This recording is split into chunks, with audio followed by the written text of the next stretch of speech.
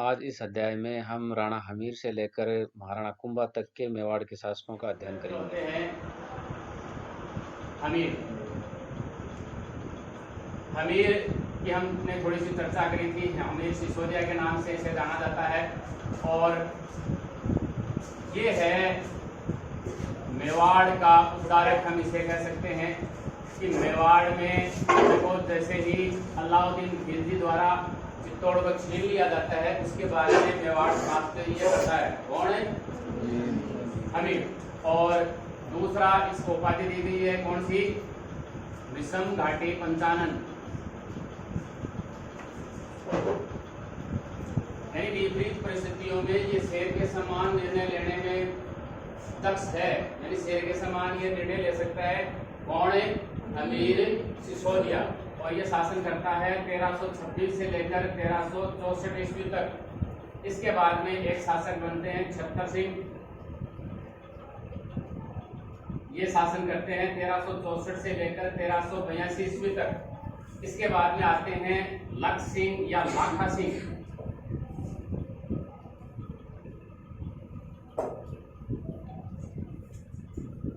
तेरह सौ बयासी से लेकर 1421 ईस्वी तक शासन करते हैं। और इसके बाद में आते हैं महाराणा मोकल। सभी महाराणा तो है ही हैं।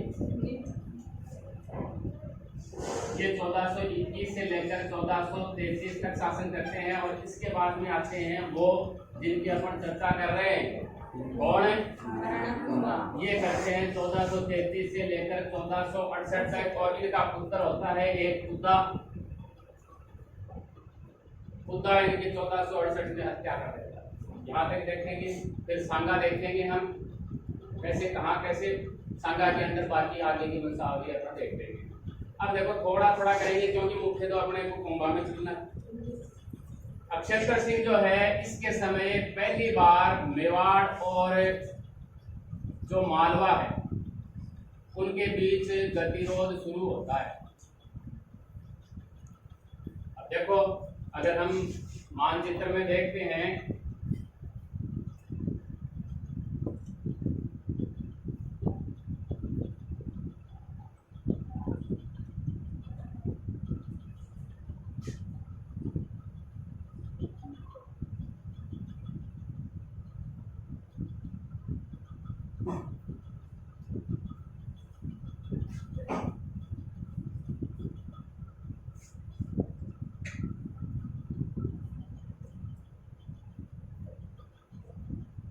यहाँ मेवाड़ है और यहाँ मध्य प्रदेश में क्या है? मालवा है। ठीक है। और यहाँ का शासक था उस समय दिलावर खां। और यहाँ कौन है? अक्षेत्र सिंह। ठीक है। पहले बार ये आपस में लड़ाई होती है तो शुरुआत यहाँ से होती है, सांगा तक लगातार चलेगी और खत्म सांगा में जाकर होती है। जब हम सांगा का अध्ययन करेंगे इन दोनों के बीच में लगातार लड़ाइयाँ ये करते रहेंगे। मुख्य रूप से यही है अक्षेत्र सिंह के शासनकाल की घटना। और एक और है कि जो राजस्थान है यहाँ पर, इधर ये हाड़ौती है, यहाँ पर जो बूंदी के हाड़ा शासक हुआ करते थे, यानी जो हाड़ौती क्षेत्र है कोटा बाराबंदी झालावाड़, वहां पर हाड़ा चौहानों ने शासन किया था। और हाड़ा चौहानों में एक शासक था लाल सिंह हाड़ा।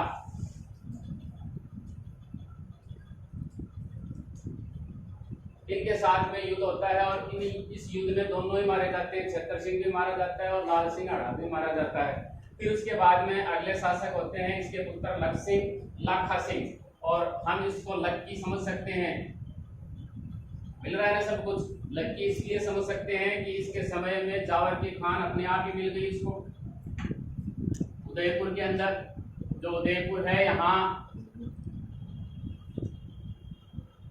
इसकी चांदी चांदी हो गई क्योंकि ये खान किसकी थी? चांदी हो गई इसकी। दूसरा एक बंजारा है, ऐसे ही झील बना के चला गया 16।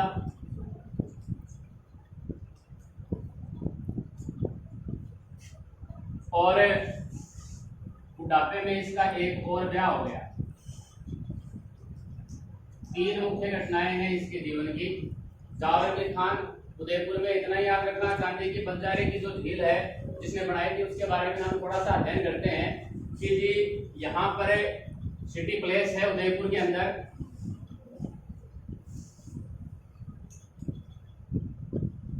सिटी प्लेस के पीछे की साइड में, अगर हम उदयपुर घूमने जाते हैं, सिटी प्लेस के पीछे की साइड में पिछोला झील है, ठीक है। एक कहते हैं, अनुश्रुति है कि जी एक बंजारा था, उसने अपने बंजारे का नाम था पिच्छू, पिच्छू बंजारा था, उसने अपने बैल की समर्थी में इस झील का निर्माण करवाया था। देखने योग्य है, इसलिए मैं थोड़ा वर्णन कर रहा हूँ, वरना अपने को यहाँ इससे कोई मतलब नहीं है। इस झील के अंदर दो प्रमुख चीजें हैं, एक है जग निवास और एक है जग मंदिर। आजकल आप देखते होंगे कि जी बड़े बड़े जो फिल्म अभिनेता हैं, अभिनेत्रियां यहाँ आकर ये शादी करते हैं उदयपुर में, नाम सुना होगा आपने, इसे लेक प्लेस भी कहा जाता है। इस झील के बीच में है, ये एकदम ही झील के बीच में है ये लेक प्लेस, हम कहते हैं इसे जग निवास। ये बनाया था जगत सिंह सेकंड ने, उस समय नहीं बनाया, उस समय तो झील ही बनाई है इसने। इसके बाद में आगे बहुत आगे चलेंगे तो शासक आएगा, जगत सिंह सेकंड ने इसमें जग निवास महल बना दिया था। और जग मंदिर बनाते हैं एक शासक होते हैं करण सिंह, 1620 से 28 तक ये शासन करते हैं। उस समय ये जग मंदिर का निर्माण कार्य शुरू हो जाता है, लेकिन देखो इसके नाम पर नहीं है, जगत सिंह के नाम पर जग निवास है, लेकिन यहाँ नहीं है। क्यों नहीं है? क्योंकि ये काम पूरा नहीं कर पाते, और इसका पुत्र है जगत सिंह जो 28 से 52 तक शासन करता है, वो इसको पूर्ण करता है, तो नाम भी अपना ही दे देता है, क्या? जग मंदिर। ये मंदिर है। तो ये पिछोला झील है, और कहते हैं कि इस झील के अंदर एक नटनी का चबूतरा भी है, और उस नटनी का नाम था गलकी, गलकी नटनी का चबूतरा। थोड़ी सी कहानी बता देता हूँ मैं यहाँ पर, कि जी तो जगत सिंह सेकंड थे, उसके समय एक नटनी होती है, और वो नटनी कहती है कि जी ये जो पिछोला झील है, इस झील को मैं एक रस्सी, यानी एक इधर से बांध दो, एक इधर से बांध दो, और मैं, ये नटनियां किस प्रकार से एक रस्सी के ऊपर चलती है ना, एक लकड़ी हाथ में लेकर, कि मैं इस प्रकार से बिना किसी सहारे के इसके अगर इस पार से उस पार चली जाऊं, तो बोले आप, ये हो ही नहीं सकता। राजा ने कहा अगर हो जाए तो बोले मैं अपना आधा राज्य तेरे को दे दूंगा। तो ये चल पड़ती है, यहाँ से चलना शुरू किया, लगभग पहुंच गई, यहाँ तक आ गई, तो इनके सामंतों को चिंता होगी, जी अगर थोड़ी सी और आगे चली गई तो आधा राज्य तो गया। तो सोचते रहते हैं, दिल की धड़कन इनकी बढ़नी शुरू हो जाती है, तो इसके सामंत लास्ट में रस्सी को काट देते हैं, और काट दिया तो नटनी जो गलती थी वो झील के अंदर गिर जाती है और मर जाती है।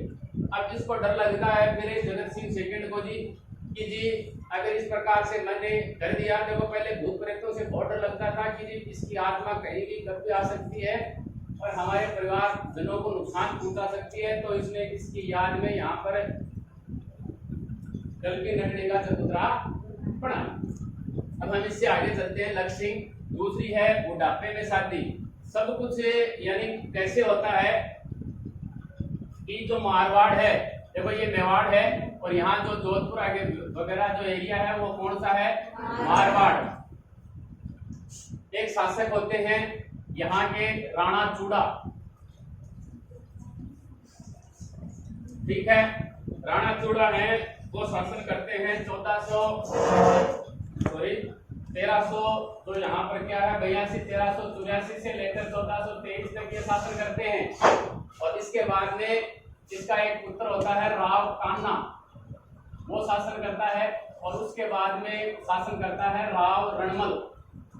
अब देखो होता क्या है कि ये और ये दोनों इसके पुत्र हैं, लेकिन राव चूड़ा है, एक रानी थी इसकी किशोरी देवी, इससे बहुत लगाव था इसको, किशोरी देवी से ज्यादा ही लगाव था, और ज्यादा लगाव हमने इतिहास में देखा है जिससे होता है तो उसके पुत्र को ही राजा बनाना पड़ता है। जबकि बड़ा रणमल था, रणमल को ये राजा नहीं बनाता, कान्हा को बना देता है, और कान्हा को बना देता है 1423 में, और 27 में ये सट जाता है, मर जाता है। इसके बाद में इसके पुत्र होते हैं रणधीर वगैरह, उनमें युद्ध वगैरह जो भी है, इसकी परिस्थिति का फायदा उठा के राव रणमल है वो राजा बन जाता है। कहानी अपने को मेवाड़ से जोड़नी है। मेवाड़ में उस समय राजा था कौन है? अरे कहां में लक्की है ये। अब ये क्या होता है कि राव रणमल है, राव चूड़ा के समय, इसका पिता है नहीं, ये चूड़ा के समय इसकी बहन थी एक हंसाबाई, इसकी शादी का प्रस्ताव भेजता है। ये कहां पर है? मेवाड़ में। और ये शादी का प्रस्ताव भेजा था, लाखा है इसके पुत्र थे राणा चूड़ा। देखो ये चूड़ा अलग है, ये राव चूड़ा है, लिखा है मैंने, गलत लिखा है तो ये राव चूड़ा है और ये है राणा चूड़ा। ठीक है, प्रस्ताव राणा चूड़ा के लिए भेजा जाता है, लेकिन नारियल वगैरह लेके जाते थे ना शादी का प्रस्ताव लेके, तो नारियल लेके गया कोई दूध मारवाड़ से, राव रणमल ने भेजा था। लेकिन जब वहां दरबार में जाते हैं तो राणा चूड़ा मिलते नहीं है, लाखा दरबार में रहते हैं और लाखा ऐसे व्यंग्य कर देते हैं जी अब हमारे को बुढ़ापे के अंदर कौन शादी का प्रस्ताव भेजेगा। तो मतलब कहने का है, ये लाइन सुनता है फिर कौन है? राणा चूड़ा। चूड़ा सुनता है तो ये समझ जाता है कि पिताजी की शादी करने की तो इच्छा आती है, यानी चाहे प्रस्ताव किसी के लिए भी आया हो। और ये इस प्रकार की बात है कि जी मेरे लिए कौन प्रस्ताव भेजेगा, ये बात पहुंच जाती है राव रणमल के पास। तो रणमल कहता है कि जी मैं आपके साथ ही शादी कर दूंगा, लेकिन मेरी शर्त रहेगी कि जी मेरी जो बहन है कौन है? हंसाबाई, और उससे जो पुत्र होगा वही क्या बनेगा? राणा। अगर वो राजा बनता है तो मैं आपके साथ इसकी शादी कर दूंगा, नहीं तो नहीं करूंगा, है ना। जबकि वास्तविक उत्तराधिकारी था कौन है? राणा चूड़ा, वो बड़ा बेटा था किसका? ठीक है। अब ये कहते हैं कि बड़ा पितृभक्त था, इस प्रकार राम वगैरह हुए हैं ना, तो इसे मेवाड़ का राम भी कहा जाता है। लेकिन मुख्य कहा जाता है इसे विषम, मेवाड़ का विषम पितामह या पाषाण का ही हम कह सकते हैं। क्यों कहा जाता है कि जब इन दोनों की शादी हो रही होती है, लाखा की और हंसाबाई की, उस समय कहते हैं कि ये विषम प्रतिज्ञा लेता है कि जी मैं शादी नहीं करूंगा और अपने पिता के लिए बलिदान दे देता है। ये इस प्रकार से इसे विषम पितामह क्यों कहा जाता था कि जी महाभारत जो काल था उस समय एक राजा हुए थे शांतनु। शांतनु राजा की पत्नी थी गंगा, गंगा से उनको एक पुत्र था देवव्रत। अब कहते हैं कि शांतनु एक स्त्री थी सत्यवती, उससे शादी करना चाहते थे, लेकिन वही उसके पिता ने शर्त लगा दी कि जी सत्यवती से जो पुत्र उत्पन्न होगा वही क्या बनेगा जी? राजा। तो ये उस समय बस विषम है, हम विषम पितामह कहते हैं महाभारत में, नाम असली उसका देवव्रत था। तो ये उस समय प्रतिज्ञा करते हैं कि जी मैं शादी नहीं करूंगा, तो सेम टू सेम कहानी हो जाती है, इसलिए इसे क्या कहा जाता है? विषम पितामह कहा जाता है। देखो इससे आगे अगर आप नहीं जानते इतिहास के अंदर, तो सत्यवती है, सत्यवती के दो संतानें होती हैं, फिर गंधर्व है और विचित्रवीर्य। पता है क्या आपको? यानी शांतनु से सत्यवती को दो संतानें होती हैं। कहते हैं कि जी गंधर्व है, थोड़े समय युद्ध लड़ते हुए थोड़े समय बाद में मारे जाते हैं, अकेला बच जाता है विचित्रवीर्य। अब होता क्या है कि जी काशी नरेश है एक, वो संयमर करा रहे होते हैं कि जी उनकी तीन पुत्रियां थी, अंबा, अंबिका और अंबालिका। ऐसे थोड़ा हटके बता देता हूं, आपकी रुचि होगी इसके अंदर। अंबा, अंबिका और अंबालिका, ठीक है, ये करा रहे होते हैं और विचित्रवीर्य के लिए इनको पत्नी चाहिए। तो जो देवव्रत है, भीष्म पितामह है, काशी जाते हैं, सभी राजाओं को हरा देते हैं और तीनों को जीत के ले आते हैं। अब बीच में रास्ते में ये कहती है कि मैं तो सालो नामक एक राजा है उससे प्यार करती हूँ, तो आप मेरे को उसके पास भेज दो। तो ये देखो बहुत ही पितृभक्त स्वामी भक्त आप कुछ भी कहें, ये था कौन है? देवव्रत कहें तो ठीक है जी, इसको भेज दिया अंबा को, इजातु को।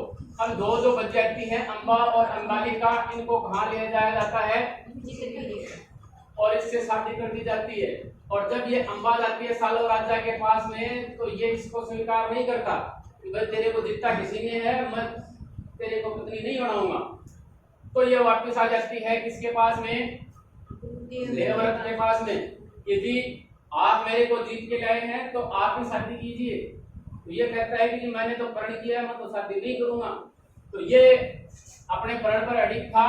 तो ये जो अंबा है ये चली जाती है परशुराम के पास। परशुराम का नाम सुना होगा आपने इतिहास में। परशुराम को अपनी बात बताती है, परशुराम बुलाता है देवव्रत को, लेकिन चूंकि इसे पता था कि जी क्या कहेगा इसलिए नहीं आता, ये नहीं आता है तो खुद चला जाता है इसके पास। परशुराम बहुत ताकतवर था, ये भी ताकतवर था, दोनों में लड़ाई होती है लेकिन कोई निर्णय नहीं निकलता। कालांतर में देवता आते हैं, इन दोनों की लड़ाई को शांत कर देते हैं और अंबा का पता नहीं क्या होता है। फिर क्या होता है कि कालांतर में अक्षय और अक्षय जी ये भी पवेलियन पधार जाते हैं, विचित्र विजय भी, ठीक है। अब इनका अस्तित्व महाभारत के अनुसार बता रहा हूं, इनका अस्तित्व खत्म हो गया। अब जो सत्यवती है ये कहती है कि जी आप दोनों, जिससे कहती है भीष्म पितामह से, इसने प्रतिज्ञा ले रखी है, फिर भी कहती है कि दोनों से शादी कर लो, मेरे को पुत्र चाहिए। लेकिन चूंकि इसने प्रण करा था तो ये मना कर देता है, इसे वंश चलाना है सत्यवती को, लेकिन ये मना कर देता है। अब क्या करे, तो इसका एक पहले से एक पुत्र था वेदव्यास, इसको बुलाती है। अब इन दोनों के साथ में शादी करवा दी जाती है, अंबिका और अंबालिका के साथ में। अब कहते हैं कि जी इससे शादी करने के बाद में जब इसके पास ये जाता है अंबिका के पास में, तो इसका इतना तेज होता है कि उस तेज से ये आंखें बंद कर लेती है, आंखें बंद कर लेती है तो धृतराष्ट्र जी पैदा हो जाते हैं, अंधा था ना वो। और अंबालिका क्या कर लेती है कि इसको देखकर पीड़ी पड़ जाती है और फिर क्या हो जाते हैं जी, पांडु पैदा हो जाते हैं, ठीक है। अब ये दो संतान भी हुई तो देखो किस प्रकार की, है ना। अब सत्यवती कहती है जी ये तो फिर गड़बड़ हो गया। अंबिका को कहती है कि अगली बार वो आए तो डरना मत, है ना। तो ये पहले से डरी हुई होती है इस प्रकार की, वो शक्ति इस प्रकार की थी उसकी वेदव्यास की। तो फिर वो अपनी एक दासी को भेज देती है अपनी जगह पर, घूंघट ये लगाए रहती थी तो पता नहीं चला, और उससे फिर पैदा होता है विदुर। इसके बाद में आगे की कहानी आप जानते हैं, जो भी है इस प्रकार से है। तो शादी करा दी जाती है। इसके बाद में कौन है, हंसाबाई और लाखा सिंह, इनका पुत्र कौन जन्म लेता है, महाराणा मोगल जी जन्म लेते हैं। अब इस समय देखो क्या होता है कि मुख्य जो कर्ता धरता है, जब राणा लाखा मर गए होते हैं 1421 में, तो इसको संरक्षक के रूप में नियुक्त करते हैं ये राणा चूड़ा को, इसका संरक्षक नियुक्त कर दिया। लेकिन इसी समय क्या होता है कि जो राव चूड़ा है वो कान्हा को बना देता है अपना। तो राव रणमल यहाँ से कहाँ आ जाते हैं, मेवाड़ आ जाते हैं। और मेवाड़ आने के बाद में वो अपनी बहन है जो हंसाबाई, उसको लगाना शुरू कर देते हैं। पहले से वो लगी हुई थी, यानी वो सहन नहीं कर पा रही थी किसी तरीके से भी राणा चूड़ा को, है ना। तो वो और लगाना शुरू कर देते हैं। फिर वो कहती है हंसाबाई राणा चूड़ा से कि जी मेवाड़ में या तो आप ही रहेंगे या फिर हम ही रहेंगे, अब फैसला कर लो कि हमें कहाँ जाना है। अगर हमें आप बाहर निकालते हो और आपको कहाँ जाना है वो आप डिसाइड कर लो। तो कहते हैं जी राणा चूड़ा है वो यहाँ से यहाँ मालवा में आ जाता है, और मालवा में उस समय शासक होता है होशंग शाह है। होशंग शाह के पास आकर रहना शुरू कर देता है। कौन है, राणा चूड़ा। इधर मोगल है वो राज्य कर रहा होता है। और फिर कालांतर में कुछ समय बाद में क्या होता है कि जी मानचित्र थोड़ा सा इधर बनाते हैं अपन।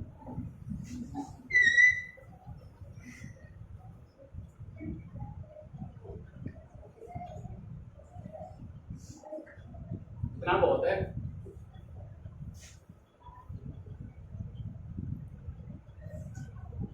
हो गया ना रास्ता।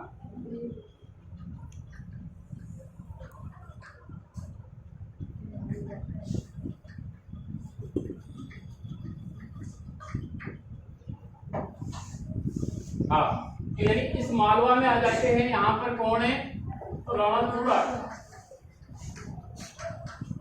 इधर जो मेवाड़ है और यहाँ क्या है मारवाड़। अब मेवाड़ की सेना की सहायता से राज जो रणमल है, जब कान्हा व्यास खत्म हो जाता है, उसके उत्तराधिकारियों उसके पुत्रों में लड़ाई शुरू हो जाती है, तो ऐसी परिस्थिति चाहिए होती है उसे, और इस परिस्थिति का फायदा उठा के वो मारवाड़ पर चढ़ाई कर देता है और इसे जीत लेता है। ठीक है, ये यहाँ चलाई जाता है और इसका भाई होता है एक राघव देव, इसका राणा चूड़ा का, और ये कहता है कि जी मुझे पल पल की खबरें देना।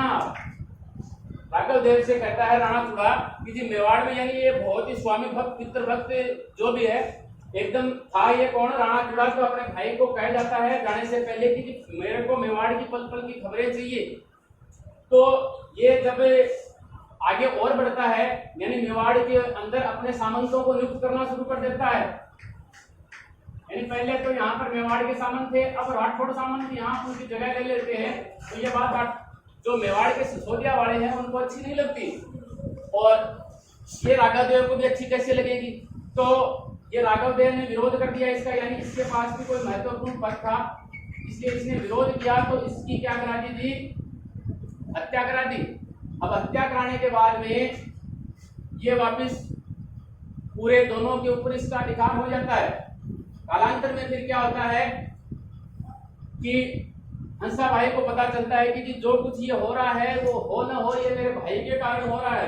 तो ये क्या करती है, फिर जो यहाँ राणा चूड़ा है उसको वापिस कहाँ बुला लेती है, मेवाड़ में बुला लेती है। मेवाड़ में बुला लिया, राजा कौन है, मोक्कल है राजा, है ना। अब यहाँ आ गया, इससे पहले देखो क्या होता है कि जी यहाँ जो गुजरात है, गुजरात का शासक था अहमद शाह इस समय। ठीक है, अहमद शाह इसके ऊपर आक्रमण कर देता है, और यहाँ पर मेवाड़ में एक जगह है झीलवाड़ा की नाड़। नाड़ जानते हो, अरावली जो पर्वतमाला है उसके अंदर बीच में जो घाटियां हैं, जो संकटी जगह है उसे नाड़ कहते हैं। तो ये अरावली पर्वतमाला में झीलवाड़ा की एक नाल है, उस जगह आकर ये युद्ध लड़ते हैं। ठीक है, और इस युद्ध में अहमद शाह के सामने कौन है, मोगल है, और यहाँ पर नाम है चाचा मेरा और इनका सहायक का एक महपा पंवार। ठीक है, ये तीनों मिलकर हत्या कर देते हैं किसकी, मोगल की। कब हो गया जी मोगल की हत्या, देखो 1433 ईस्वी में ये इसकी मिलकर हत्या कर देते हैं। अब ये कौन है, ये हत्या क्यों करना चाहते हैं, तो कहते हैं कि जी थोड़े समय पहले ये साथ थे चाचा और मेरा। ठीक है, इससे पहले इन दोनों का इतिहास बताता हूं कि जी ये यहाँ जो राजा है क्षेत्र सिंह, कहते हैं कि जी जब पहले शादी की जाती थी किसी राजकुमारी की, तो दहेज के अंदर दासियां भी दी जाती थी, है ना, और जो इन्हें पसंद आ जाती थी इनको ये पत्नी बना लेते थे, तो उससे पत्नी की संख्या दी जाती थी। ठीक है, ऐसी एक दासी खातिन थी, खातिन जाति से। ठीक है, और उसके ये संतान थे कौन है, चाचा और मेरा, और इनको इनके बराबर अधिकार, जो भी ये राजवंश से संबंधित होंगे, इनके बराबर अधिकार नहीं दिया जाता था। तो इससे नाराज थे ये, और ऐसा ही होता है कि जी मोगल है, यहाँ पर एक पेड़ देखा इसने, बताओ कि जी ये पेड़ का नाम क्या है।